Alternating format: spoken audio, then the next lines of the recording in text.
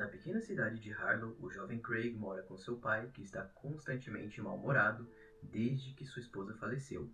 Eles vão à igreja todos os domingos juntos e Craig geralmente pode ler a Bíblia para todos os fiéis como parte do culto. E é durante uma dessas missas que o bilionário antissocial Harrigan toma conhecimento de Craig e depois decide fazer-lhe uma visita para ofertar-lhe um emprego. Já que seus olhos estão falhando, ele quer contratar um menino para ler livros para ele.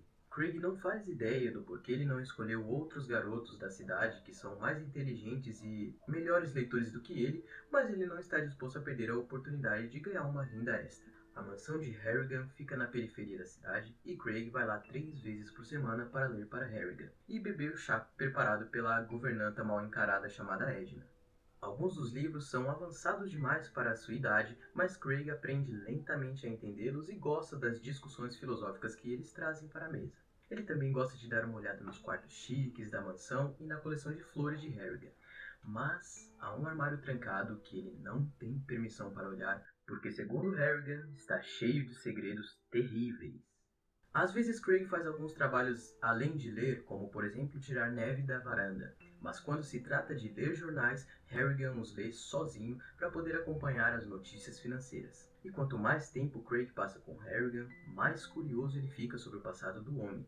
Então, em uma tarde, ele finalmente cede e vai dar um Google no velhinho. Acontece que Harrigan costumava ser um empresário conhecido por ser implacável por suas aquisições hostis. Ou seja, o velhinho era um tirano. O que significa que ele não é muito querido em modo geral. Ele nunca se casou ou teve filhos e os poucos parentes que ele teve também não se dão muito bem com ele. O que significa que ele vive uma vida bem solitária. Como Craig sempre se sentiu culpado pela morte de sua mãe, ele se simpatiza com Harrigan mais do que deveria. Agora que Craig está trabalhando para Harrigan, ele lhe envia um cartão com um bilhete de loteria para o dia de ação de graças, dia dos namorados, Natal e o aniversário de Craig também. Mas ele nunca ganha nada. 5 anos se passam e Craig se torna um adolescente, mas nunca deixou de ir à casa de Harrigan 3 vezes por semana para ler, só tendo perdido um único dia que foi quando ele pegou gripe. Embora ele tivesse doente naquela época, Craig ainda se sentia culpado, pois suspeitava que o tempo que passaram juntos foi o ponto alto da semana de Harrigan. Como Harlow não tem uma escola secundária, Craig tem que pegar um ônibus para a cidade mais próxima todos os dias quando chega a hora de estudar. Na escola, é um choque para o garoto entender como funcionam as panelinhas e regras sociais, especialmente porque a maioria dos moradores tem telefones celulares e ele não. Mas ele ainda consegue fazer alguns amigos. No entanto, a parte mais chocante do seu primeiro dia é quando ele é abordado pelo valentão Kenny, que espera que Craig engraxe seus sapatos no banheiro, porque esse é o trabalho de um novato. Craig se recusa e quando a conversa se torna uma discussão, a Sra. Hart os interrompe, mas Craig não é um cagueta e diz que está tudo bem. Infelizmente, o folgado do Kenny não vê isso como um bom gesto e quando a professora vai embora, ele ainda promete pegar Craig em um outro momento. Quando Craig chega em casa depois da aula, ele não menciona o incidente para seu pai e pede um celular, mas ele nega. Na próxima vez que Craig foi a Harrigan, ele pergunta se ele já encontrou alguns valentões que tentaram se aproveitar dele no trabalho para que ele pudesse dar alguns conselhos. Harrigan diz que sim e explica que ele lidou duramente com todos eles. Alguns meses se passaram e quando o Natal chega, Craig recebe 2 presentes maravilhosos. Seu pai finalmente lhe dá um celular e o bilhete de loteria de Harrigan lhe rende $3.000. A primeira ligação de Craig é para Harrigan para agradecê-lo pelo presente e Harrigan explica que é apenas uma pequena coisa que ele faz para cada pessoa que ele chama de amigo. Ter um celular permite que Craig se sente com as crianças mais populares e se conecte com uma garota bonita com quem ele tem uma quedinha. Conseguir novos amigos não o impede de ainda ir a Harrigan, e isso leva o velho a perguntar a Craig por que ele continua vindo, mesmo ele podendo ter uma vida social agora. Então Craig explica que ele não vem por algum senso de obrigação, ele realmente gosta do seu tempo na companhia de Harrigan, o que faz Harrigan chorar. Depois de ouvir uma pergunta tão triste, Craig convence seu pai a não colocar todo o dinheiro na loteria em seu fundo da faculdade e usa parte dele para comprar um telefone para Harrigan. A princípio, o velho não quer o telefone porque tem medo de se viciar, e é por isso que ele também não tem TV e nem rádio. Velho do tempo da pedra. Mas rapidamente muda de ideia quando Craig mostra que ele pode acompanhar o mercado de ações e as notícias em tempo real, ao invés de ter que esperar o jornal do dia seguinte. A partir de então, durante cada visita, Craig ensinava Harrigan novas maneiras de usar o celular. Isso inclui mensagem de voz, escolher um apelido, Rei dos Piratas era o dele, porque era assim que os jornais os chamavam. Craig também pede para Harrigan sua música favorita para colocar como toque do celular. Com o passar das semanas, Harrigan se torna um viciado no celular e às vezes ignora a leitura que Craig faz, mas felizmente é fácil colocá-lo de volta aos trilhos. Craig fica um pouco preocupado com Harrigan quando ele começa a precisar de um tanque de oxigênio para dormir e se pergunta por que Harrigan escolheu viver em uma cidade tão pequena, longe de cuidados mais avançados, levando Harrigan a confessar que queria viver em um lugar onde as pessoas não perguntavam coisas a ele. Em retribuição, Craig explica que adoraria se mudar para uma cidade grande para se tornar um roteirista.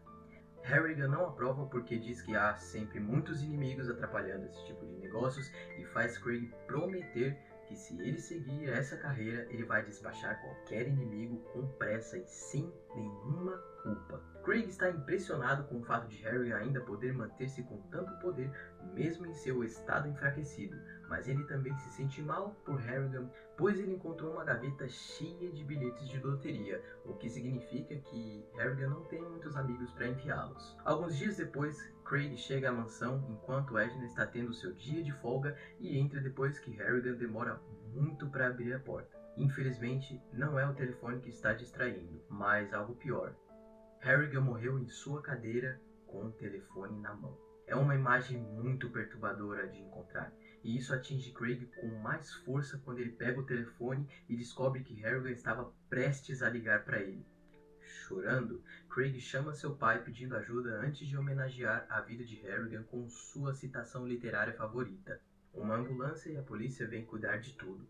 Quando Craig chega em casa à noite, ele está tão cansado que não percebeu que trouxe o telefone de Harrigan com ele. Com um último adeus ao seu melhor amigo, Craig envia uma mensagem para o telefone de Harrigan dizendo que vai sentir falta das tardes deles juntos. No dia do funeral, poucas pessoas compareceram, mas Craig ainda leu uma passagem bíblica e coloca o telefone de Harrigan dentro do terno que vestiram no corpo. Harrigan está enterrado perto da mãe de Craig, que é visitada semanalmente por seu pai, mas pelo próprio Craig apenas uma única vez, porque ele queria aceitar que ela se foi para sempre.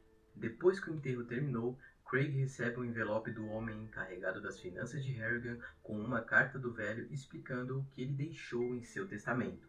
Embora Harrigan não aprovasse a escolha de carreira de Craig, ele ainda assim apoiava-o, então deixou $800 mil em confiança para a faculdade em qualquer trabalho de pós-graduação que ele pudesse escolher. A parte mais chocante é uma mensagem dizendo que Harrigan sentirá falta de suas tardes juntos também.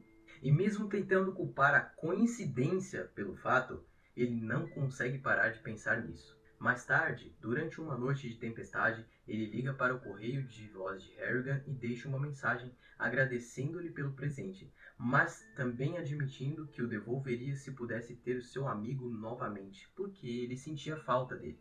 Na manhã seguinte, Craig acorda e encontra uma mensagem ainda mais assustadora em seu telefone. De alguma forma, Harrigan enviou uma mensagem de volta, mas apenas com um monte de cartas aleatórias. Surtando com a ideia de terem enterrado Harrigan vivo, Craig pede ajuda do pai, mas seu pai explica que provavelmente é um brincalhão que clonou o número.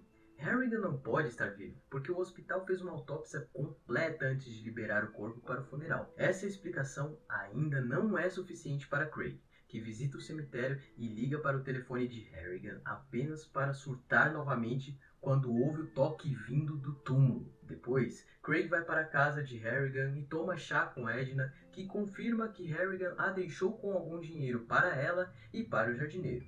Ela concorda que Harrigan era um bom homem, mas definitivamente ele não poderia ver o seu lado ruim. Por exemplo, o jardineiro que o roubou uma vez, ele o fez se arrepender. Depois de se recusar a oferecer mais detalhes, Edna permite que Craig pegue algo para que ele possa se lembrar de Harrigan, e Craig leva uma das flores favoritas de Harrigan. Logo depois, a casa de Harrigan é colocada à venda e Edna tem permissão para ficar enquanto isso para cuidar do lugar. Quando se sente melhor, Craig volta para a escola, pois realmente gosta de suas aulas, especialmente graças à senhorita Hart, que é uma professora incrível e solidária. O valentão Kenny não o incomoda muito mais, mas eventualmente é expulso por vender drogas no campus. Craig nunca delatou, mas Kenny sempre acha que ele o fez. As coisas ficam ainda melhores quando Craig vai ao baile de inverno com sua crush, mas a noite perfeita é arruinada quando o valentão Kenny aparece na escola de novo para bater em Craig por caguetá-lo e ameaçar matá-lo se ele caguetar novamente. Quando Craig chega em casa, ele se recusa a discutir o ocorrido com seu pai, o que leva o mesmo a apontar que ele precisava falar com alguém ao invés de reprimir seus sentimentos. Seguindo esse conselho, Craig decide ligar novamente para Harrigan e compartilhar os seus medos com uma mensagem de voz. Pô, o cara vai falar com o morto! Foi mal, galera, foi mal, mas poxa... Na manhã seguinte, toda a cidade fica abalada com as últimas notícias. Kenny foi encontrado morto. Craig não consegue parar de se sentir sobrecarregado de culpa quando vê a família de Kenny sofrendo, percebendo que até mesmo os valentões têm pessoas que os amam. Ele não consegue parar de pensar nisso o resto do dia e isso o mantém distraído durante as aulas. Então a senhorita Hart fala com ele depois da aula para confortá-lo e lembrá-lo de não se culpar.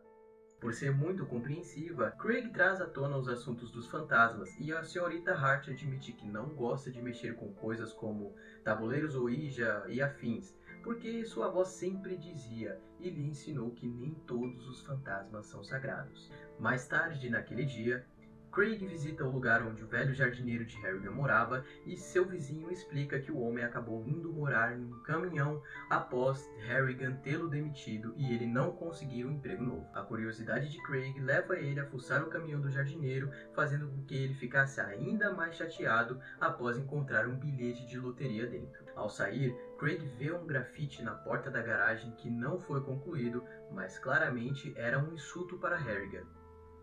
À noite, Craig liga para o telefone de Harrigan para pedir que ele envie um sinal se realmente ele teve alguma coisa a ver com a morte de Kenny, e assim que ele desliga, seu telefone toca com o número de Harrigan e recebe outra mensagem que não faz sentido. No dia seguinte, Craig vai se confessar com o padre, porém o padre também acha que o número foi clonado apenas por uma brincadeira, tentando fazer Craig se sentir menos culpado. O padre compartilha os detalhes da morte de Kenny, dizendo que ele estava muito bêbado aquela noite e quando ele tentou sair de casa, ele escorregou e caiu, o que significava que foi um acidente. O que o padre não sabe, no entanto, é que a boca de Kenny estava cheia de graxa de sapato. O padre aconselha Craig a repensar sua relação obsessiva com seu telefone e Craig faz exatamente isso indo até a loja e pegando um novo modelo atualizado. O vendedor que prepara seu celular explica que as mensagens estranhas podem ter ficado presas no software que é conhecido como fantasma na máquina.